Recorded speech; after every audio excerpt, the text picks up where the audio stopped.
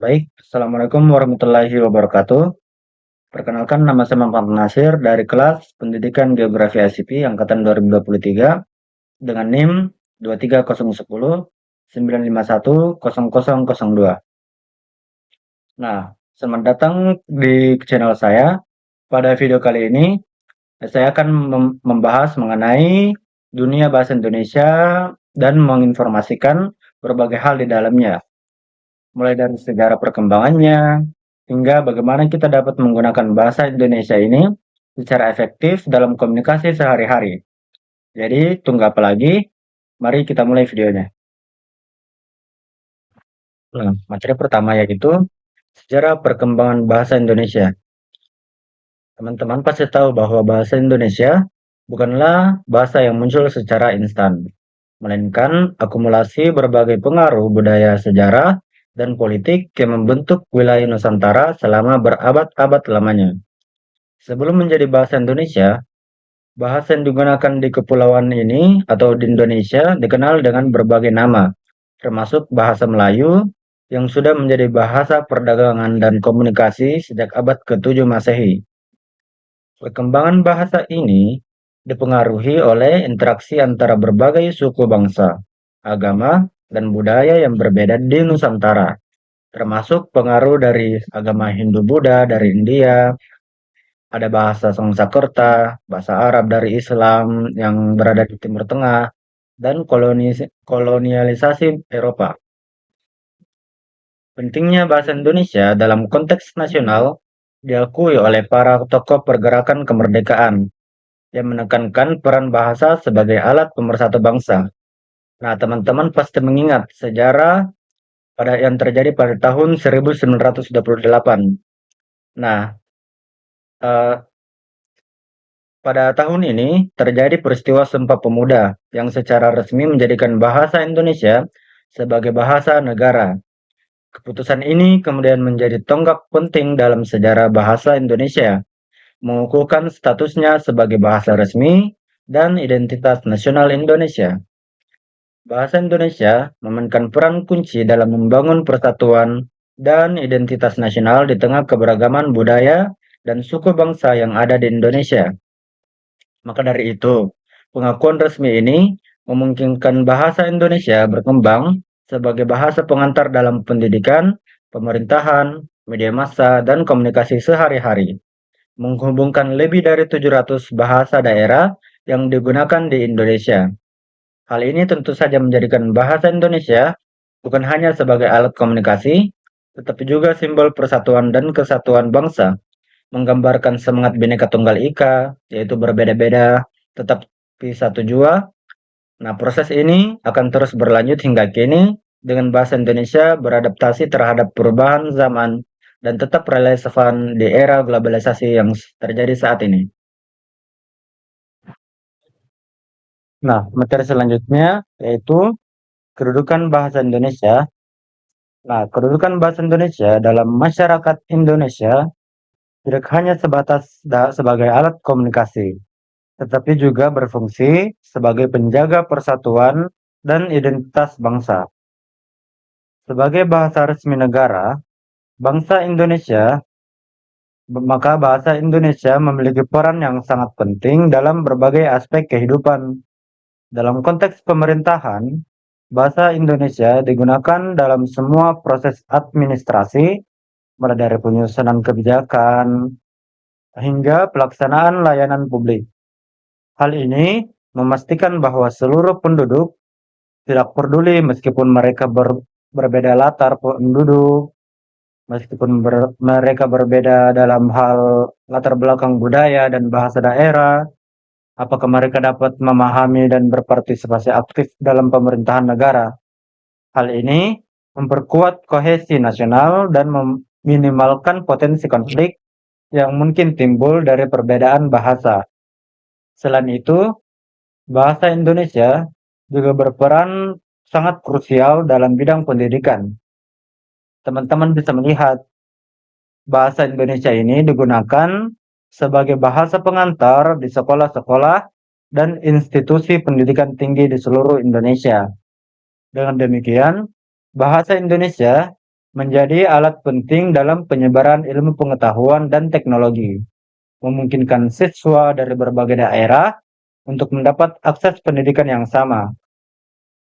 Hal ini berkontribusi pada peningkatan kualitas sumber daya manusia Indonesia secara merata. Penggunaan bahasa Indonesia di bidang pendidikan juga membantu menanamkan rasa nasionalisme sejak dini, karena siswa belajar tentang sejarah, budaya, dan nilai-nilai kebangsaan melalui bahasa yang sama, yaitu bahasa Indonesia. Peran bahasa Indonesia dalam media massa juga sangat signifikan. Teman-teman mungkin pernah membaca koran. Nah, bahasa ini digunakan dalam berbagai bentuk media, seperti surat kabar, televisi, radio, dan internet. Media massa yang menggunakan bahasa Indonesia memungkinkan informasi dan berita disebarluaskan secara sangat luas dan merata, sehingga seluruh masyarakat Indonesia dapat mengakses informasi yang sama. Hal ini tentu saja tidak hanya memperkuat komunikasi antar warga negara, melainkan juga mendukung transparansi dan akuntabilitas dalam berbagai aspek kehidupan, sosial, dan politik. Dengan demikian, bahasa Indonesia tidak hanya menjadi alat komunikasi, tetapi juga pilar yang sangat penting dalam menjaga persatuan dan memperkokoh jati diri bangsa Indonesia. Nah, materi selanjutnya yaitu ejaan bahasa Indonesia. Ejaan bahasa Indonesia telah mengalami berbagai perubahan sepanjang sejarahnya dan mencerminkan perkembangan dan penyesuaian terhadap kebutuhan komunikasi yang semakin kompleks seiring dengan berjalannya zaman. Pada awal abad ke-20, ejaan Van Ophusen diperkenalkan sebagai langkah awal untuk menyeragamkan cara penulisan dalam bahasa Indonesia. Ejaan ini mencakup aturan dasar mengenai penulisan, penulisan kata, dan tanda baca. Meskipun masih terdapat banyak kekurangan yang perlu disempurnakan. Nah, seiring dengan berjalannya waktu dan dengan semakin berkembangnya bahasa Indonesia, kebutuhan akan sistem ejaan yang lebih konsisten dan menyeluruh pun semakin mendesak. Hal ini mendorong pemerintah dan para ahli bahasa untuk memperkenalkan berbagai revisi dan pembaruan. Salah satu tonggak penting dalam sejarah ejaan bahasa Indonesia adalah sesuatu yang kita kenal dengan sebutan perumusan ejaan yang disempurnakan atau EYD yang mulai digunakan pada tahun 1972. Adanya EYD ini membawa sejumlah perubahan signifikan dalam penulisan kata, tanda baca, dan penulisan singkatan, serta memperkenalkan aturan-aturan baru untuk meningkatkan keseragaman dalam penggunaan bahasa Indonesia. Namun, perjalanan penyempurnaan ejaan tidak berhenti hanya sampai di situ saja. Pada tahun-tahun berikutnya, terjadi beberapa penyempurnaan yang bertujuan untuk lebih menyesuaikan ejaan dengan perkembangan zaman. Hal ini mencapai puncaknya dengan diperkenalkannya Pedoman Umum Ejaan Bahasa Indonesia yang disempurnakan atau PUEB. PUEB tidak hanya mempertahankan prinsip-prinsip dasar yang telah ditetapkan oleh EYD, tapi juga memperkenalkan sejumlah aturan baru yang lebih rinci dan spesifik. Aturan-aturan ini mencakup penulisan kata serapan, penggunaan tanda baca yang lebih tepat, serta penulisan singkatan dan akronim. PUEB memiliki peran penting dalam menjaga konsistensi dan keseragaman dalam penggunaan bahasa Indonesia. Dengan adanya pedoman yang jelas dan terstruktur, maka penulisan dalam berbagai media, baik itu buku, artikel, ilmiah, dokumen resmi, maupun komunikasi sehari-hari, dapat mengikuti standar yang sama. Hal ini tidak hanya memudahkan pemahaman antar penutur bahasa Indonesia, tetapi juga memperkuat identitas bahasa sebagai alat komunikasi yang efektif dan efisien di tengah keberagaman budaya dan suku bangsa yang ada di Indonesia. Nah, materi keempat yaitu laras dan ragam bahasa. Bahasa Indonesia memiliki beragam laras dan ragam yang digunakan sesuai dengan situasi dan konteks komunikasi. Laras bahasa atau tingkat formalitas dalam berkomunikasi memainkan peran penting dalam menentukan cara penyampaian pesan. Misalnya, laras formal digunakan dalam konteks-konteks resmi seperti pidato, laporan, ataupun artikel ilmiah yang menuntut penggunaan bahasa yang lebih terstruktur, baku, dan sesuai dengan aturan tata bahasa yang ketat.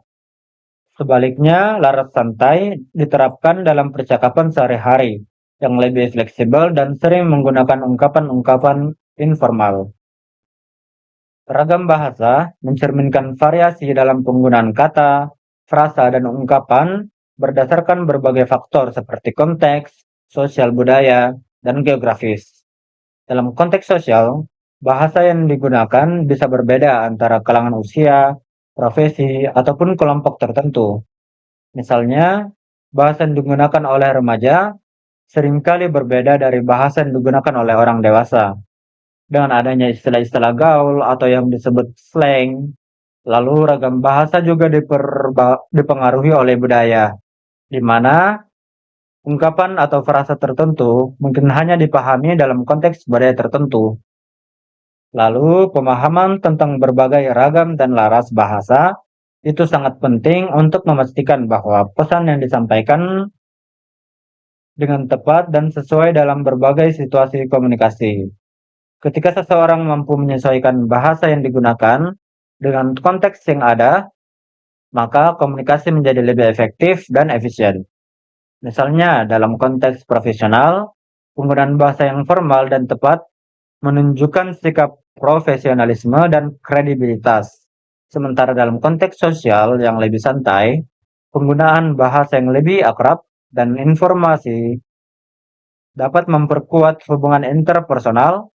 Maka dengan demikian, kemampuan untuk memahami dan menerapkan berbagai laras dan ragam bahasa merupakan suatu keterampilan yang sangat berharga dalam komunikasi sehari-hari kita. Nah, materi yang terakhir yaitu kalimat efektif. Kalimat efektif merupakan elemen kunci dalam mencapai komunikasi yang jelas dan padat, terutama dalam bahasa Indonesia. Penggunaan struktur kalimat yang tepat sangat penting untuk memastikan bahwa pesan yang ingin disampaikan dapat diterima dengan baik oleh pendengar ataupun pembaca. Struktur kalimat yang benar membantu dalam menyampaikan ide secara langsung dan menghindari adanya kesalahpahaman dalam berkomunikasi. Pemilihan kata yang sesuai juga memainkan peran penting dalam meningkatkan kejelasan pesan. Kata-kata yang dipilih harus mencerminkan makna yang diinginkan dan sesuai dengan konteks, sehingga tidak menimbulkan ambiguitas atau interpretasi yang salah. Dalam hal ini, penulis atau pembicara perlu mempertimbangkan audiens dan situasi komunikasi untuk memilih kata yang paling tepat dan efektif. Selain itu, pengaturan tata bahasa yang baik juga sangat diperlukan dalam menciptakan kalimat efektif. Tata bahasa yang baik mencakup penggunaan tanda baca yang tepat, pengaturan subjek dan predikat yang jelas, serta penggunaan kata penghubung yang benar untuk menjaga alur pikiran. Tata bahasa yang teratur dapat membantu dalam menjaga kohesi antar kalimat dan paragraf, sehingga ide-ide yang disampaikan dapat mengalir dengan lancar dan mudah, diikuti oleh pembaca ataupun pendengar. Kohesi dan koherensi adalah aspek penting dalam menulis dan berbicara. Hal ini memastikan bahwa setiap bagian dari komunikasi saling terkait dan mendukung antara satu dengan yang lainnya. Dan demikian, tata bahasa yang baik bukan hanya tentang mengikuti aturan, tetapi juga tentang menciptakan komunikasi yang efektif dan efisien. Menghindari kalimat yang bertele-tele dan memilih kata-kata yang sesuai dengan konteks merupakan prinsip penting dalam menulis dan berbicara. Kalimat yang terlalu panjang atau rumit seringkali membuat pesan menjadi kabur dan sulit dipahami. Sebaliknya, kalimat yang singkat dan langsung ke poin inti itu lebih mudah dipahami dan lebih efektif dalam menyampaikan pesan bagi sebagian besar orang. Penggunaan kata-kata yang tepat dan relevan juga membantu dalam menciptakan komunikasi yang lebih efektif dan efisien. Oleh karena itu, memahami dan menerapkan prinsip-prinsip kalimat efektif sangat penting dalam meningkatkan kualitas komunikasi, baik secara lisan maupun tulisan. Penulis atau pembicara harus selalu memperhatikan tujuan komunikasi dan memastikan bahwa setiap kalimat yang digunakan mampu mendukung pencapaian tujuan tersebut secara jelas dan tepat. Nah, teman-teman, itulah materi-materi yang sempat saya bawakan pada video kali ini. Semoga kita semua dapat memperoleh informasi yang bermanfaat untuk kehidupan kita, dan jangan lupa untuk menerapkan bahasa Indonesia yang baik, karena bahasa adalah jiwa bangsa. Maka dari itu, saya Muhammad Nasir mengucapkan terima kasih dan selamat tinggal.